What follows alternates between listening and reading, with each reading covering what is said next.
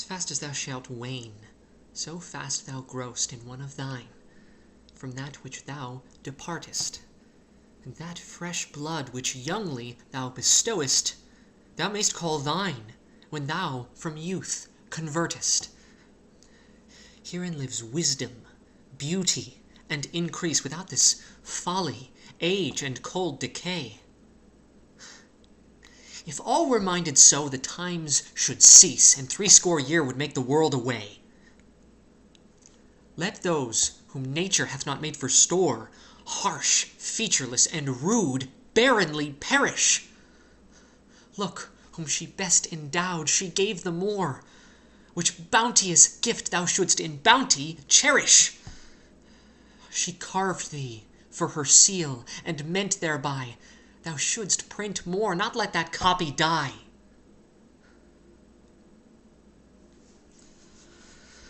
Okay, that was sonnet number 11. It's Saturday. I'm doing this early this week. I'm really busy tomorrow, so I wanted to do this today. So yeah, that was sonnet 11. I really like this one. The beginning's really weird. That I struggled with that for sequencing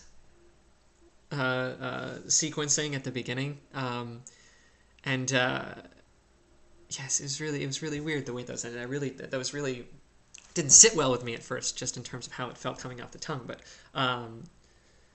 it made for an interesting driving rhythm. That this sonnet had some stops and starts in it. With it kind of builds up momentum with the repeated endings of grossed, bestowest, convertest, all those endings, and then there's this kind of shift with herein lives wisdom, beauty, like good stuff.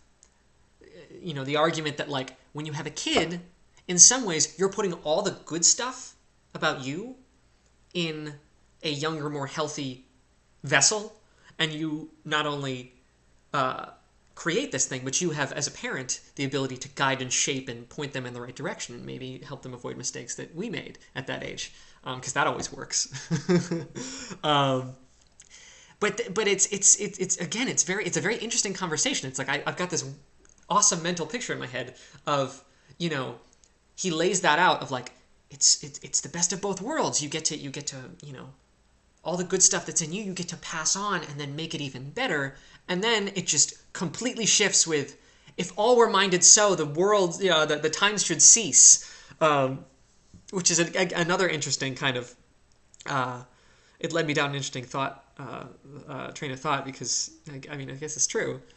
If everyone in the world didn't want to have kids, we'd all be dead in 100 years or whatever, which you can debate whether the relative merits versus downsides of that.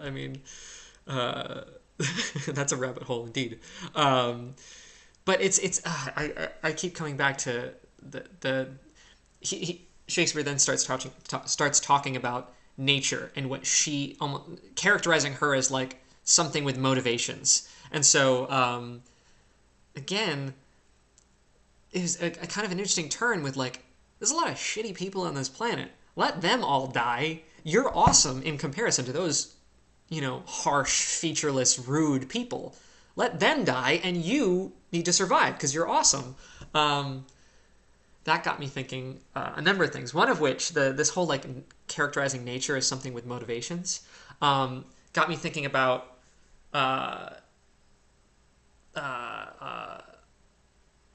free will in contrasting with instinct, I guess, is the word. So we have the tools to have children. We have the tools to procreate. And, again, not being that big in biology, but there's a survival instinct, right, of like prolonging your life through others. The impulse to have kids, the gut biological instincts to have children. And the foil of that is that, there's people in this world that don't want to have children. And that's really cool. That free will has that kind of, it's really that's I don't know, just it just got me thinking about how cool that is, that some human beings kind of like fly in the face of that, you know. And so where because the concept of nature building in these instincts, animalistic instincts of like have children because that's how you essentially survive past when you die, is a really interesting manifestation of the second law of thermodynamics, that things drive to disorder, you know. Life leads to life. Disorder leads to more disorder. But at the same time, we also have a choice, and that's really cool. So yeah, that got me thinking down that path. But then it also got me thinking about relativity, about how, you know, that argument of let all these terrible people die, and then this good person can live. But it's like the world is full of shades of talented people and not so talented people, and smart people and not so smart people, and nice people and not so nice people. It's like there's always going to be contrast, you know. And I think we should want that, right? Like I don't think that homogeneity, if that's the word, you know, everything on the level is boring. And so that got me thinking about, you know, like, well, I mean, yeah, I guess there are terrible people in the world, but I don't want them all to die, you know. Especially because within any given life, you can have someone that starts off really down and bad and, you know, maybe, you know, full of regret, and then they change. Their life changes. It shifts. It's, you know, peaks and valleys exist within, you know, any given human being's life, you know. So to kind of label a sect of people as like, oh, well, there's the mean asshole people that are just mean assholes and they're never going to be not that way is, I don't know. That's just not how I'm wired. I'm too optimistic. But yeah, it got me thinking about all that stuff.